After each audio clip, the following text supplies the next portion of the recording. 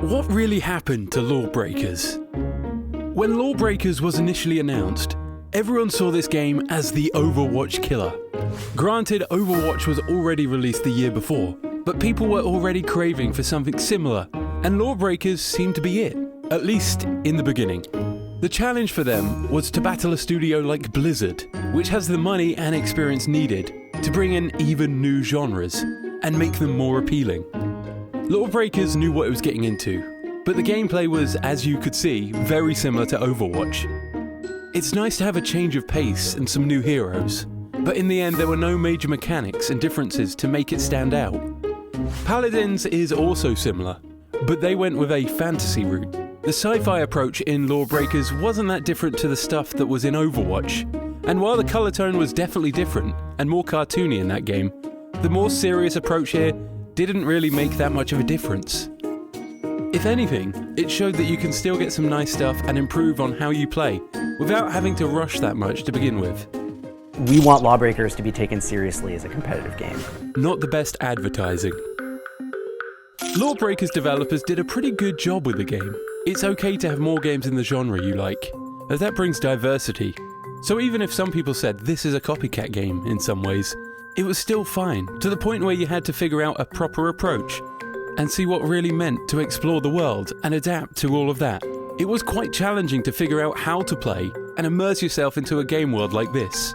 That's definitely something you had to consider, and in the end it's easy to see why advertising in the wrong places would not eventually work. They took upon themselves to focus on advertising in places like IGN and other gaming communities. That's fine, but their audience is still limited.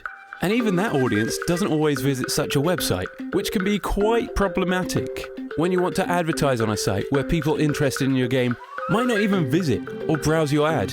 That's what happened with LawBreakers. A lot of bad decisions were made when it comes to the advertising, first and foremost. You have to cater to and relish on the audience you crave the most. If you can't do that, there will be obvious problems and people will not be ashamed to tell you how they feel about anything. If they dislike something, they will tell you about it, on the spot. And that's what you want to focus on in a situation like this. We're working hard to make the game better by listening to you, the players. And with that, the design team is on point to take that feedback and translate it into in-game action. The advertising was bad. They had to go on large audiences like Reddit pages for gamers or YouTube. That's where most of their audience is. The game was also pretty hard to find on Steam unless you really knew what you were looking for. Trying to stand out without being very different. As we mentioned earlier, when you enter a competitive space and share it with a game like Overwatch, then you have to be different. You have to bring something to the table and try to expand your approach as much as you can.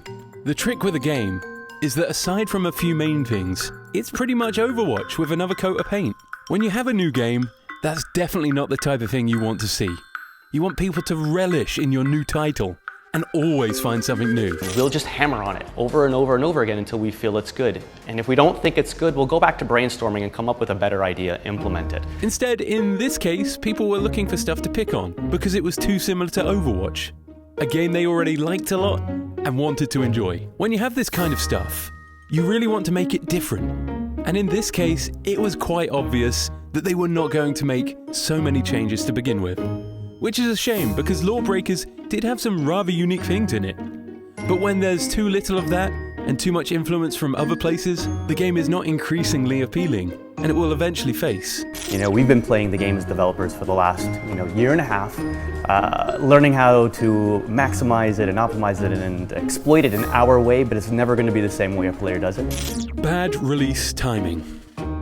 You can't release your game shortly after a very popular title in the same genre arrives, unless you are extremely confident that your game can beat the other. The best idea is to let some time for people to get bored of the other game, and then you come up with a new idea. This kind of stuff really makes all the difference, and you will find it super interesting and exciting at the same time. There will always be unique ideas to explore in a game, but if it's not shared at the right time and the people are already obsessed with a similar title, then your title will fail. And that's what ultimately happened to LawBreakers. They tried to bring in more of the same, but when Overwatch is pretty much very good at what it does, you will find that the best approach is to just move on and keep improving your game or making it different. Instead, LawBreakers was released at a time when not a lot of people wanted another team shooter. They were very happy with Overwatch and its updates, so it made a lot of sense to them to just continue playing and having fun, exploring new ideas and not having to worry about this kind of stuff anymore. I gotta be honest, you're a f***ing idiot. Lots of money spent on the game, not too many sales. We don't know how many sales LawBreakers really had, but based on the review page of the game, there weren't a lot of them. And according to Nexon, which partnered with Blazinski, the game creator, they lost around $32.6 million on the title. So it's easy to see why LawBreakers failed. The lack of income for the investors was just a huge red flag, and obviously, when that happens, you just have to close the game. Not everyone is willing to put out more money for bug fixes and updates when it's clear that the game you are going in to play won't have a lot of people. And that's yet another problem that LawBreakers ran into. But we will talk about that soon after figuring out the fiasco with this issue. Simply put, when it comes to intense or challenging gameplay, you always want something that powerful, unique, but also a bit more unique when compared to other titles. And in the case of LawBreakers, that wasn't really the option. When you have all too similar stuff, and not a lot of changes, you find yourself not enjoying the experience as much as you should. And in this situation, it's definitely something you want to tackle and focus on as much as you can. They did explain that LawBreakers was a losing project soon after the launch. That's also a bad thing to do, because when people end up hearing this stuff, they just stay away from the game.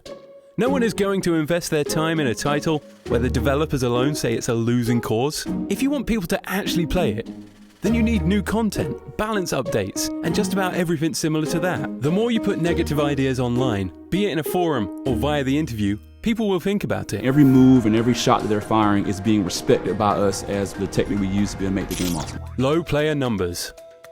The hype was pretty high for this game. At first, a lot of people were interested in it. The game seemed different, with lots of abilities for the players and plenty of unique ideas and opportunities to be had in there. But when you don't really deliver on that kind of promise, people will be unhappy and sad. So you really have to figure out what you are getting into and what you can actually expect from such a thing. With LawBreakers, things went sideways a bit because the characters' abilities were the most interesting thing in the title, yet these were unbalanced. On top of that, the animations were not the best and the maps themselves were bland. When you expect this type of experience in these games, you really want creativity and something very interesting and fun. LawBreakers didn't really try to optimize or bring in something new. They expected a lot of people to jump in and buy, then eventually patch and make changes. Unfortunately, that's not how this type of game works. You can expect people to come in, those that love the genre, but most of the player base arrives after hearing about the game online, via advertising or from friends. That's how Fortnite became popular. That's actually the time when LawBreakers ended up dying, because titles like PUBG and Fortnite were bringing in something refreshing, Battle Royale, and not something very similar to Overwatch. With so much competition, it was pretty much a given that LawBreakers had no chance of surviving in such a competitive game world. They went on to create Radical Heights, going on the Battle Royale trend, but even there, they went with a wrong approach. Instead of actively making the game, what the developers did was to launch the game in early access and obviously receive as much money as possible from the player base. The problem with that title is that it also came at the height of PUBG on Steam, and Fortnite was also on the rise. I've had fun. I hope you've had fun. Let me know on Twitter if you had fun. If you did. If you didn't have fun, don't even bother telling me because I just don't care. So even with their next title, Boss Key, they didn't do very well, which is sad because both games showed a lot of promise. However, the issue is that a developer should always stick to the game, and in this case, they just didn't. When you promote a game to be in a genre where most titles receive regular updates, you expect the title to receive a whole bunch of updates. If it doesn't get enough updates, then that seems to be a problem. And in the end, you will have to tackle the consequences. Will Boss Key, the LawBreakers developer, make a comeback? At the time of this writing, Boss Key Productions is no more. The studio was closed because both Radical Heights and LawBreakers were underperforming. The games might have sold a bit, but the company itself had at least 65 employees, so it was super hard for the underperforming titles to keep such a studio alive. When a game has promise, people will go to that game and try to play it again and again. A lack of such activity shows that there's indeed a problem with the title, and in this case, there were some issues they had to deal with. Obviously, it's hard for the studio to come back in any form. The only great way for a studio like this to exist is to evolve and come up with some great and clever ideas. Creativity is what kept all the gaming world alive, and some developers got to thrive from it. But when you end up with problems like this, the main challenge is just to see how to handle and eliminate any issues that will eventually pop up. In the case of LawBreakers, the main issue was bad communication with people. The fact that advertising was not the best. There was no real support to the game after release. And even the developers, and more specifically, the CEO went ahead and said the game was underperforming. When that happens, not a lot of people will come back to your game, or even be encouraged to play it. We might not see another game from these developers anymore. But the LawBreakers story is one that every person in game development should know. This way, we are able to avoid underperforming titles like this.